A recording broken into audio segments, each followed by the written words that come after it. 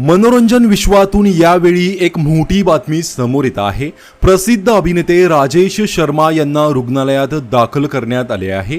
Ramoji film सिटीमध्ये प्रभासच्या आगामी चित्रपटाच्या शूटिंग दरम्यान त्यांना किडा चावल्यामुळे ताबडतोब रुग्णालयात दाखल करण्यात आलं।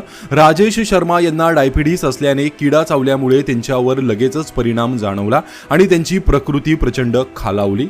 राजेश शर्मा यांच्यावर सध्या अतिदक्षता विभागात उपचार सुरू आहेत। डॉक्टर त्यांच्या प्रकृतीवर लक्ष ठेवून असून रुग्णालयाकडून तपासणी पूर्ण झाल्यानंतर अधिकृत वैद्यकीय अपडेट मिळण्याची सर्वांना अपेक्षा आहे। किडा किती विषारी होता किंवा सध्या त्यांच्यावर कोणते उपचार सुरू आहेत याबद्दल सध्या तरी कोणतीही सविस्तर माहिती समोर आलेली नाहीये।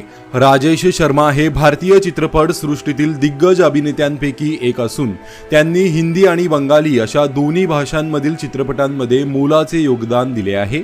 आपल्या अष्टपैलू अभिनयासाठी ओळखल्या जाणाऱ्या राजेश शर्मा यांनी विविध भूमिका पडद्यावर साकारल्या आहेत, त्यामुळे त्यांच्या प्रकृतीसाठी चाहते प्रार्थना करत आहेत।